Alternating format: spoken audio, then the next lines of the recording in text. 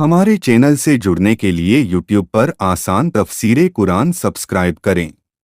अस्सलातु वस्सलामु अलैका या रसूल अल्लाह, अस्सलातु वस्सलामु अलैका या हबीब अल्लाह, अस्सलातु वस्सलामु अलैका या नूर अल्लाह सल्लल्लाहु तआला अलैका वसल्लम।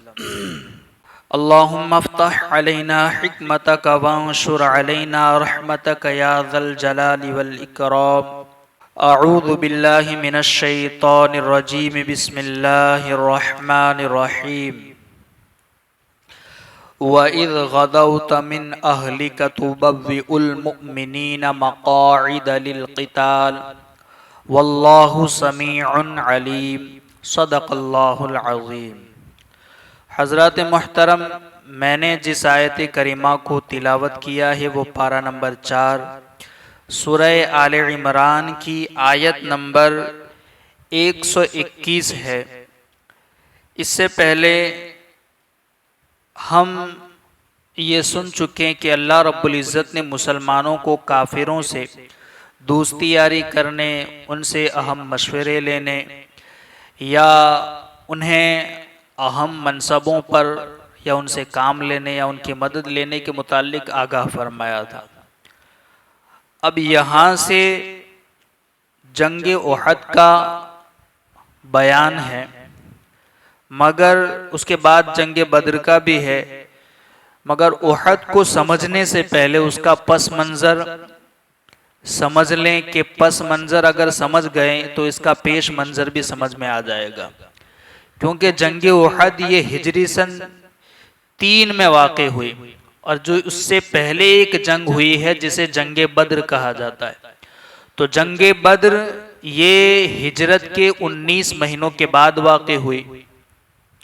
तो जंगे बद्र अगर समझ गए तो ये जंगे उहद का उससे क्या ताल्लुक है वो समझना आसान हो जाएगा और तफसीर को समझने में दिलचस्पी बढ़ेगी। तो ये जंगे उहद से पहले है जंगे बद्र। मामला ये था कि मक्का के काफिरों ने अबू सुफियान की क़यादत में एक काफ़िला तैयार किया और वो काफ़िला 40 अफराद पर मुश्तमिल था और उस काफ़िले के अंदर मक्का के तमाम काफिरों ने अपना माल लगाया था और उन सब की नीयत और उनका मकसद ये था कि इस काफिले से जो भी हमें, इस माल से या माल तिजारत से जो भी हमें नफ़ा हासिल होगा, इस नफ़े को, उस माल को हम मुसलमानों के खिलाफ इस्तेमाल करेंगे। मुसलमानों को नुकसान पहुंचाने के लिए हम उसमें इस्तेमाल करेंगे। तो ये एक काफिला जो 40 अफराद पर मुश्तमिल था, अबू सुफियान की क़यादत में था, उसमें तमाम काफिरों ने माल लगाया था जो मुल्क शाम गया। अब इधर हुजूर सैयद आलम सल्लल्लाहु अलैहि वसल्लम ने अपने सहाबा को ये खबर दी कि इस तरीके से एक काफिला मुल्क शाम से वापस आ रहा है और ऐसा उनमें माल है और वो माल काफिरों ने इस वजह से लगाया है, चलें हम चलते हैं ताकि अल्लाह रब्बुल इज़्ज़त वो माल अल्लाह हमें अता फरमा दे। तो इस तरीके से सरकार दो आलम सल्लल्लाहु अलैहि वसल्लम अपने चंद सहाबा के साथ, तकरीबन 313 थे, उनके साथ बद्र की तरफ रवाना होते हैं। और मामला ये है, यानी कि जाने वाले जो अफराद हैं उनके पास न तो घोड़े हैं न ऊँट हैं, गालिबन कुछ घोड़े हैं और 80 ऊँट है और साजो सामान भी इतना जंगी नहीं है, क्योंकि इन्हें पता है कि सामने जो काफिला है वो बिल्कुल 40 अफराद पर मुश्तमिल है। तो उसी एतबार से वो तैयारी के साथ निकलें। अब इधर ये निकले और उधर से अबू सुफियान जो अपना काफिला लेकर के आ रहा था, उन्हें ये पता चल गया कि इस तरीके से मुसलमान हमारे काफिले पर हमला करने के लिए तैयार हैं। तो उसने जो आने जाने वाले रास्ते में थे उन्हें वो पूछता था और पूछते पूछते इसने ये मालूम कर लिया कि वो काफिला कहाँ तक पहुँचा है। तो जब इसे मालूम हो गया तो इसने वहीं से एक शख्स जो जमजम गफ्फारी नामी शख्स था, उसे माल देकर के मक्का रवाना किया ताकि वो जाकर के मक्का वालों को बताएं कि मुसलमान इस तरीके से तुम्हारे काफिले पर हमला करना चाहते हैं और तुम्हारा माल वो लूट लेंगे।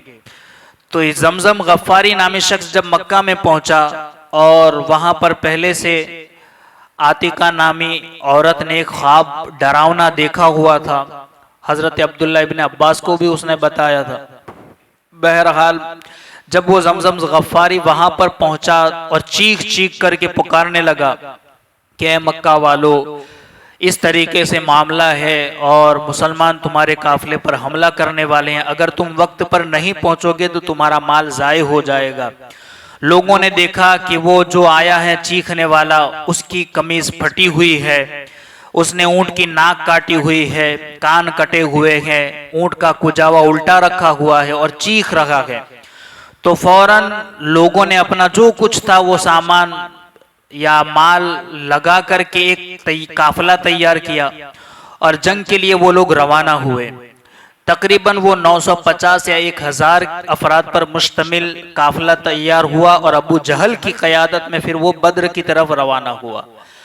अब ये काफिला इधर रवाना हुआ और उधर अबू सुफियान ने एहतियाती तदाबीर अपनाते हुए साहिल के किनारे समंदर के किनारे से होते हुए बच बचा करके वो निकल गए।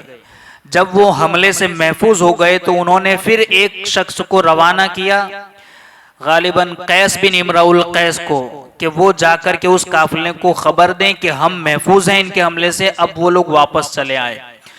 तो वो जब शख्स पहुंचा अबू जहल के पास और उसने खबर दी कि वो काफिला तो उनके हमले से महफूज होकर के चला आया, लिहाजा तुम भी वापस चले आओ। मगर अबू जहल यूं कहने लगा कि अब जब आ गए हैं तो हम इनको अपना रौब दिखा करके जाएंगे, इन्हें सबक सिखा करके जाएंगे। ऊंट है, ऊंट को काटेंगे, गोश्त खाएंगे, जाम लड़ाएंगे शराब के, रक्कासाएं हैं, उनको नचाएंगे, देखेंगे और अपना रौब बिठा करके जाएंगे।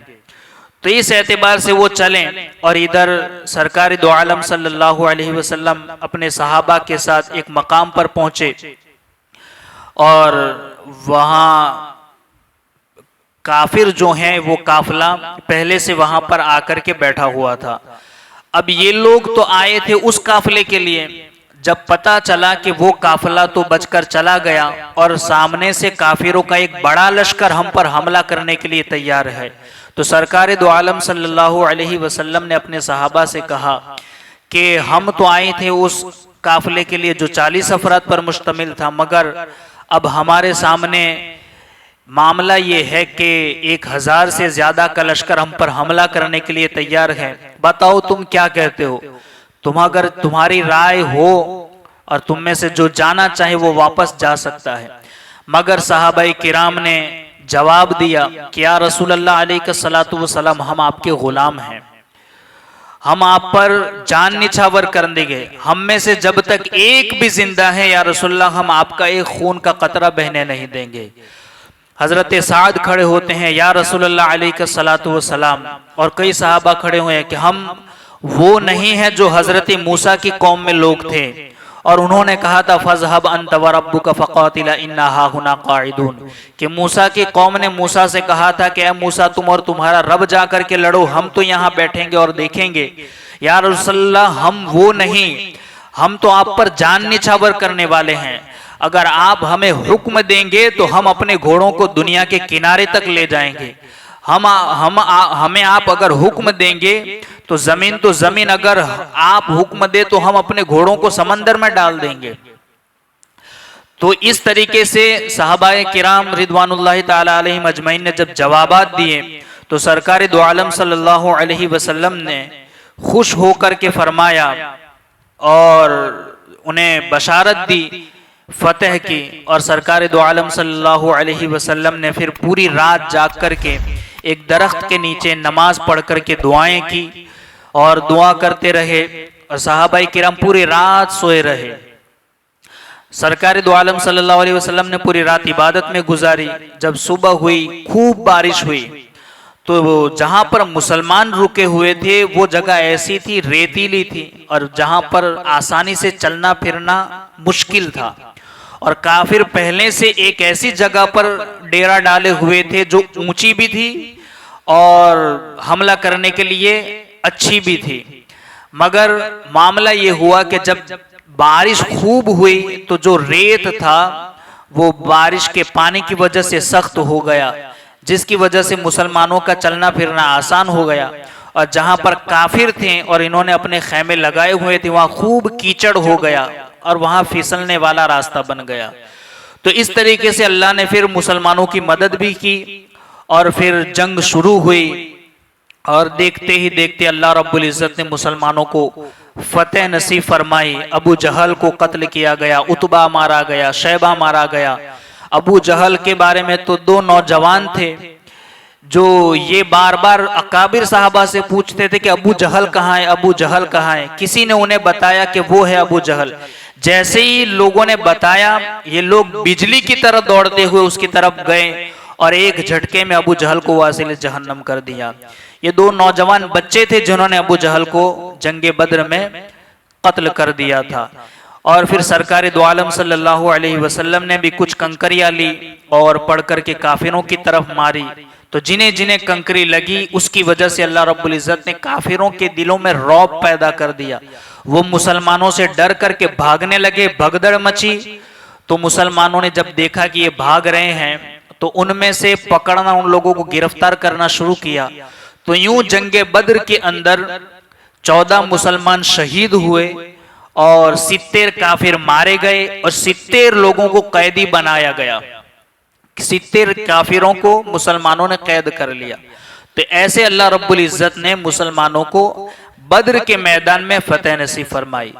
और ये सबसे बड़ी बात तो ये है कि ये जो जंग हुई थी वो रमजान के महीने में थी और मुसलमान हालत रोजा में थे। सख्त गर्मी का मौसम था और वहां बद्र का मैदान और तपती हुई धूप के अंदर, रेत के अंदर मुसलमानों ने इस तरह जांबाजी के साथ सरकार दो आलम सल्लल्लाहु अलैहि वसल्लम के साथ जंग की। और अल्लाह रब्बुल इज्जत ने मुसलमानों को की मदद भी फरमाई फरिश्तों के जरिए। पहले 3000 फरिश्ते, फिर 5000 फरिश्ते। इंशाअल्लाह जब वो आयतें आएगी तो तफसील से उसका जिक्र होगा। तो यूं मुसलमानों की अल्लाह ने मदद फरमाई और मुसलमानों को बद्र के अंदर फतेह नसीब हुई।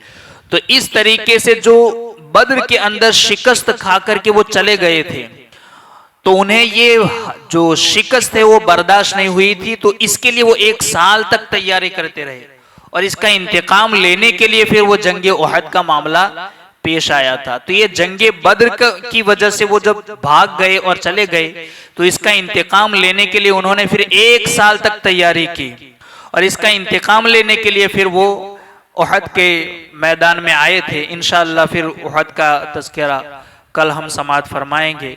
अल्लाह रब्बुल इज़्ज़त की बारगाह में दुआ है कहीं सुनी बातों पर हम सबको अमल की तौफीक अता फरमाए। अब इससे पहले हम ये सुन चुके कि जंगे उहद का पस मंजर क्या है। जंगे उहद से पहले यानी गज़वे उहद से पहले गज़वे बद्र वाक़े हुआ। तो बद्र में काफिरों को नाकाबिले बर्दाश्त शिकस्त हुई। तो उसके बाद से लेकर के 1 साल तक वो उसका बदला लेने में जलते रहे। उनके सीनों में आतिश इंतकाम यानी बदला लेने की आग जलती रही। वो इसी ताक में थे कि हम कब मौका मिले और मुसलमानों से बदला ले। तो उसके लिए उन्होंने जंगे बद्र के बाद 1 साल तक मुकम्मल तैयारी की और तैयारी के साथ फिर वो लोग मदीने मुनव्वरा की तरफ बढ़े और हमला करने के लिए मदीने की तरफ आगे आए। तो वहाँ जो उहद पहाड़ है वहाँ पर आकर के उन्होंने अपना पड़ाव डाला।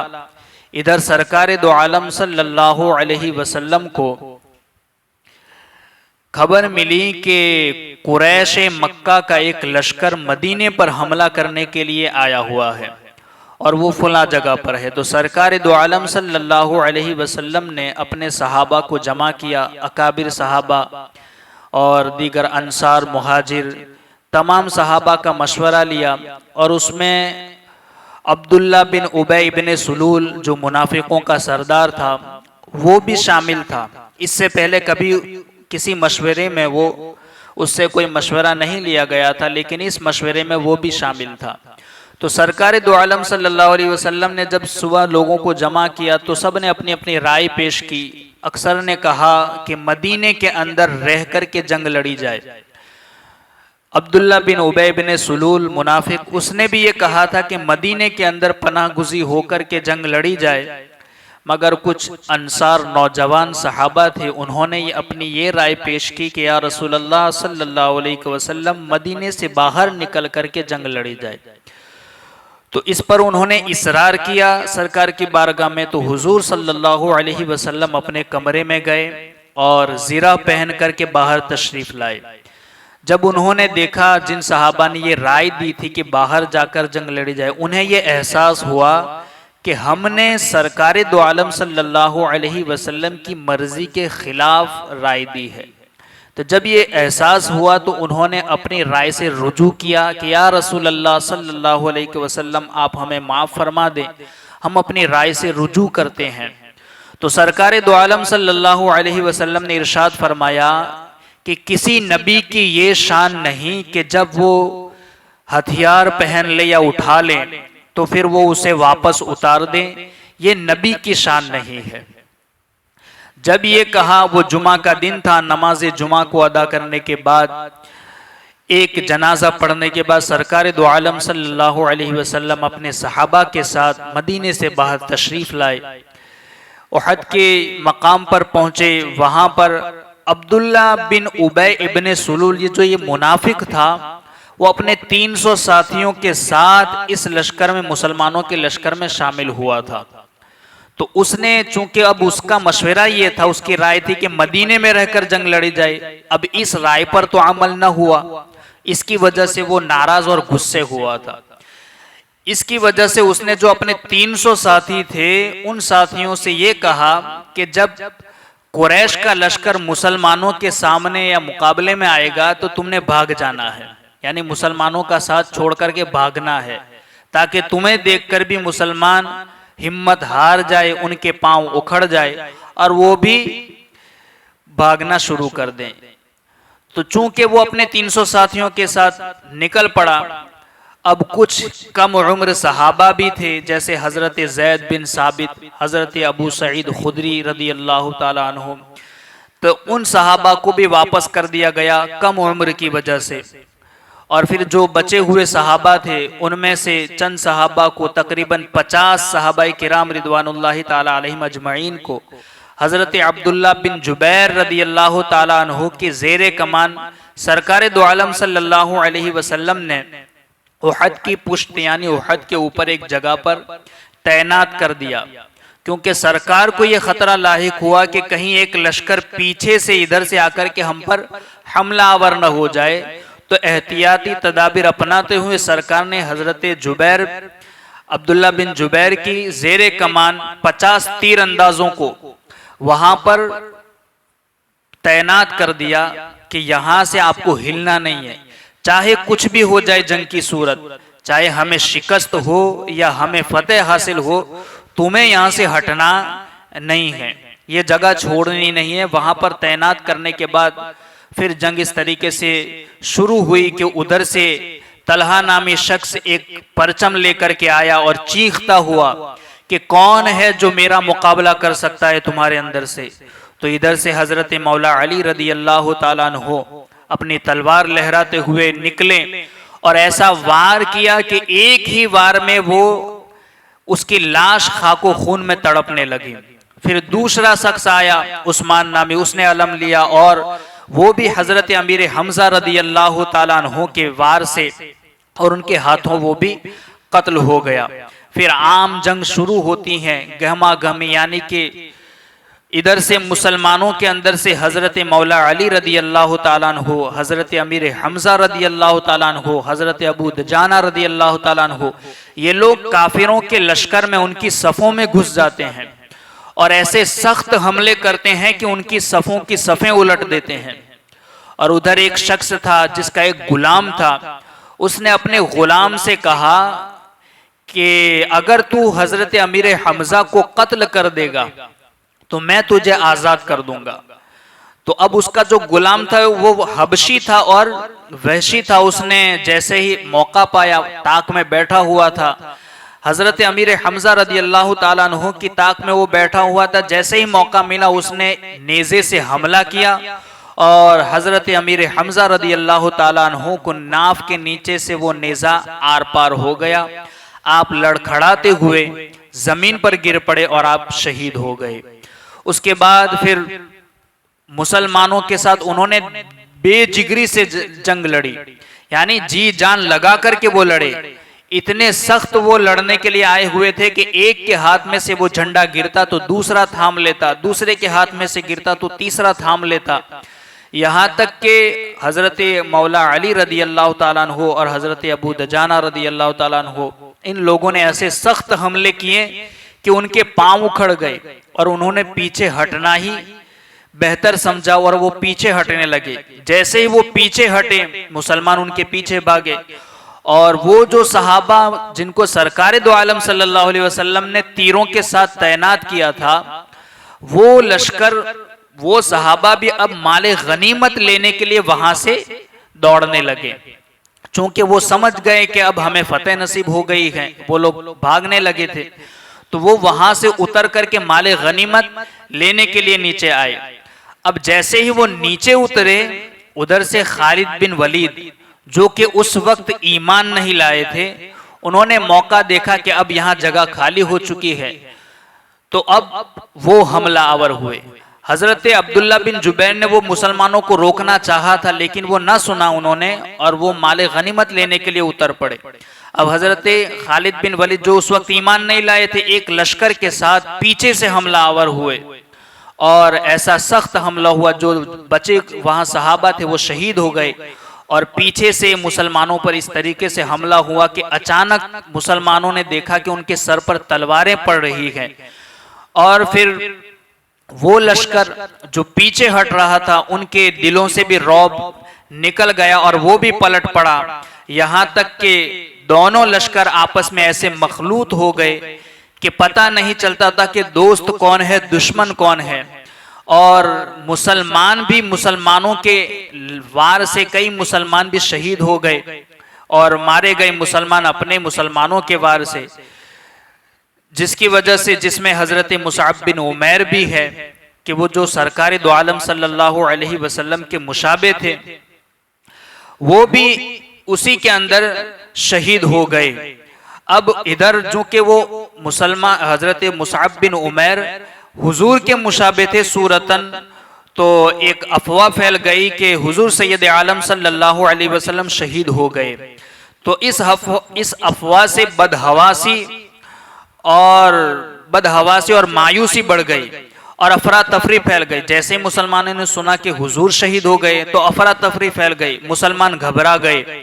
बौखलाहट में दोस्त और दुश्मन की तमीज न रही और इस हंगामे में हजरत हुज़ैफा रदी अल्लाह ताला अन्हु के वालिद यमान मुसलमानों के हाथों शहीद हो गए। रसूलुल्लाह सल्लल्लाहु अलैहि वसल्लम के जानिसार सहाबा बराबर लड़ते रहे, लेकिन उनकी आंखें रसूलुल्लाह सल्लल्लाहु अलैहि वसल्लम को तलाश कर रही थी। वो लड़ भी रहे थे और सरकार को उनकी आंखें तलाश भी कर रही थी कि रसूलुल्लाह सल्लल्लाहु अलैहि वसल्लम कहां पर हैं।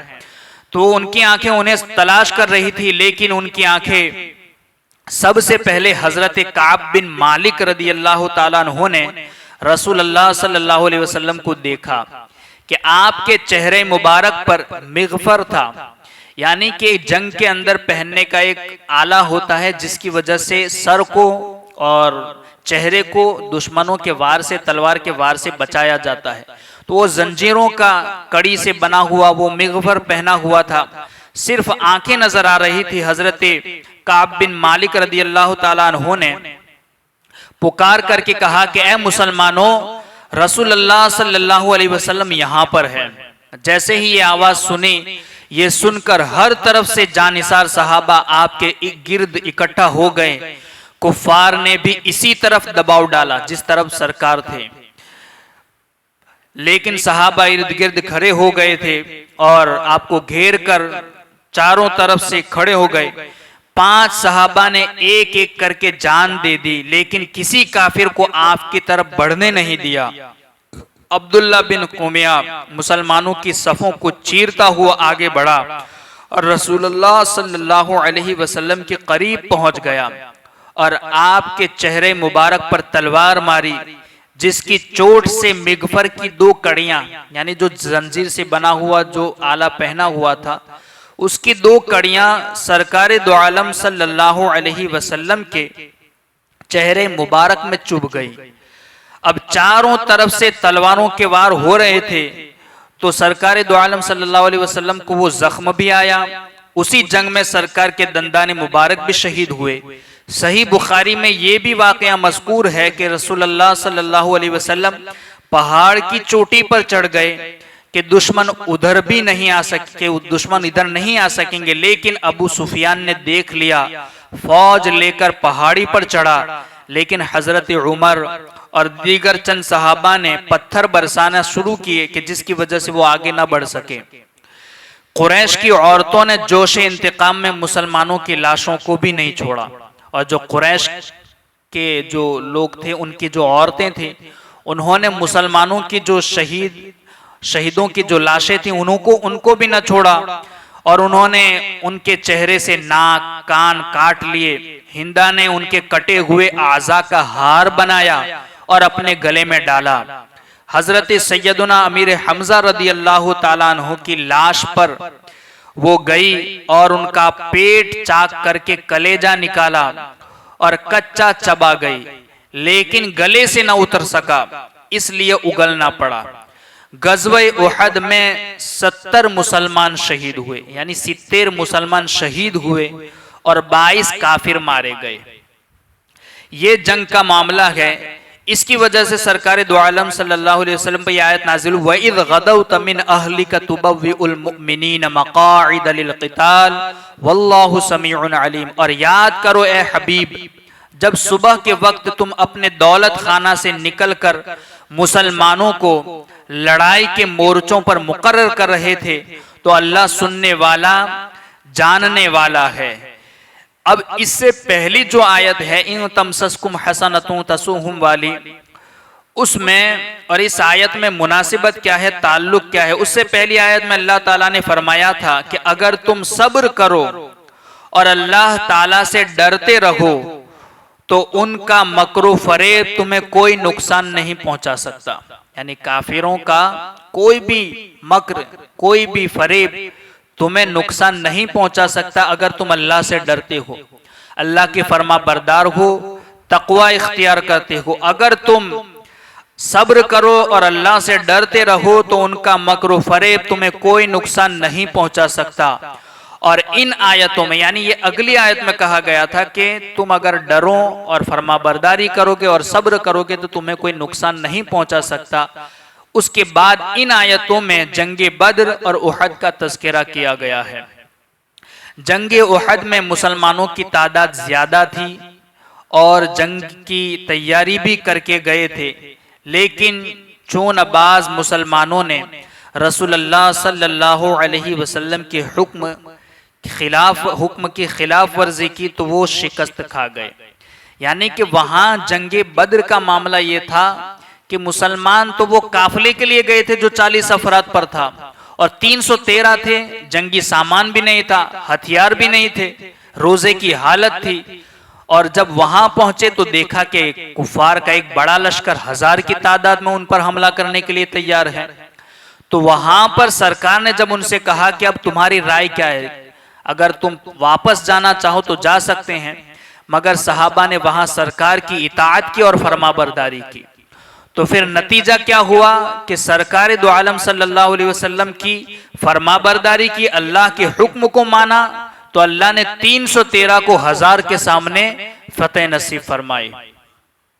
और यहां पर जंग की तैयारी के साथ गए थे, तादाद भी ज्यादा थी, मगर यहां सरकार दो आलम सल्लल्लाहु अलैहि वसल्लम ने चंद सहाबा को यह कहा था कि कुछ भी हो जाए तुम्हें यहां से हटना नहीं है, चाहे हमें शिकस्त हो या फतेह नसीब हो, तुम्हें यहां से हिलना नहीं। मगर जब देखा कि वो पीछे हट रहे हैं तो कुछ सहाबा ये समझ करके हमें फतेह नसीब हो चुकी है, माले गनीमत लेने के लिए वहां से उतरे।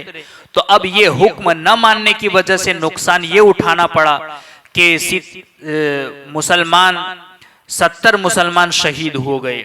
तो अब ये नुकसान उठाना पड़ा। तो यहाँ बताना यही है कि जंगे बद्र में मुसलमानों की तादाद भी कम थी।